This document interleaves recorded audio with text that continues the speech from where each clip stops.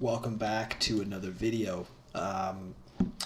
Wanted to discuss this video I came across on the Quartering's channel. If you don't know about the Quartering, he is well known. He's near 850,000 subscribers on YouTube. He is very focused on Gamergate, gaming news, and movie news, and all sorts of like pop culture when it comes to the culture war.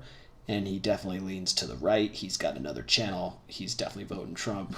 Nothing like that. Nothing crazy. But he thinks he might disagree with Joe Rogan. And I have to say, I don't like Joe Rogan. Joe Rogan is a fence sitter. He is a steroid-using DMT marijuana addict who doesn't take a hard stance because it might cost him money, even though he's got more money than he ever has to deal with. And he's basically taken the ticket. But he is right about this. Or you could just be playing video games. 3 years later, you could be that same kid just playing video games, waiting for the next whatever the game. 3 years later, 5 years later, 10 years later, or in my case, 30 years later. Now, I'm very functioning. I have a great career. I make money and I provide for my family. But I mean, it was only 90, maybe 100 days ago where I decided I am not going to be 35 and still addicted to video games. So, yeah, video games are a problem, guys. They do take away your ability to build something if you're addicted to them. Maybe you're one of those people who can play a game once a week, maybe play for 10 minutes at night, maybe play for once a month with your friends. Not me, though. I was playing at least an hour or two every day. And it was much worse before I had a kid, and much worse before I lived with my partner, and all that. So, in my opinion, men are designed and spiritually aligned towards building and producing. And when you are addicted to video games, you're essentially just funneling all that energy and channeling it into nothing. Now, with people like the Quartering and people like,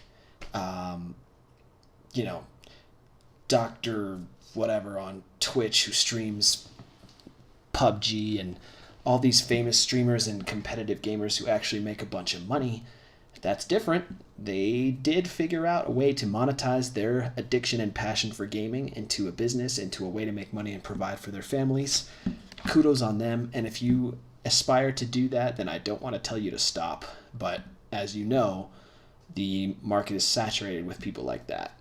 So good luck to you. But, if you're just the everyday video game addict with no intention of trying to make money from it, you are literally doing nothing with your life. I know people who are going to be in their 40s and 50s and 60s who are going to be still addicted to games. It's going to be real interesting to see the elderly gaming culture in 20 or 30 years from all the kids who were born in the 70s and 80s. It's going to be real interesting. Let's continue. Game is, next Xbox game to come out, and you're going to waste your time. You are going to waste your time. It is constantly a hype train.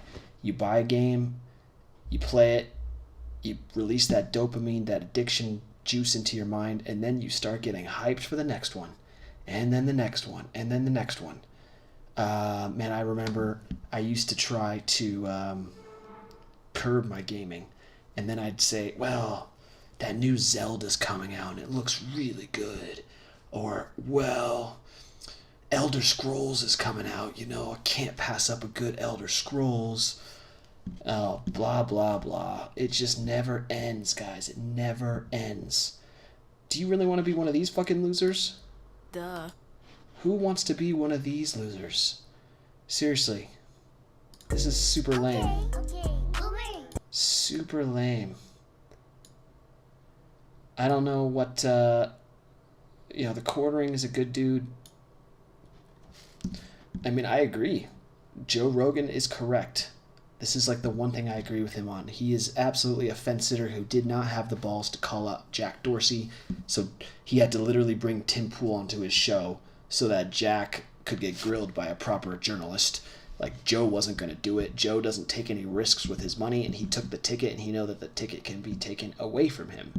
But he's absolutely right that video games are a huge waste of time. So I absolutely agree with him on that. In terms of Christianity, I think it's a mix of gluttony and sloth. Yes, it says that gluttony is the ongoing and excessive eating of food and drink, but can gluttony not apply to video games, to drugs, to alcohol, to other substances, to other activities that are incredibly addictive? Yeah, I think playing games on end and being a gamer with nothing to show for it is a sad state of gluttony and sloth, excessive laziness, and the failure to act and utilize one's talents. So, gaming all day,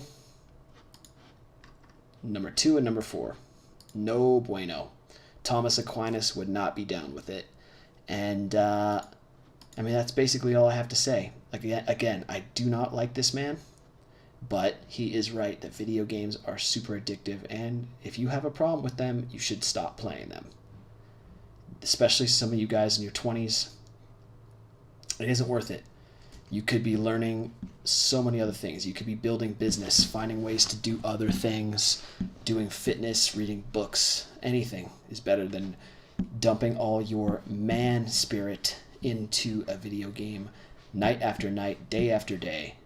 You're ruining yourself, and you're not living up to your potential.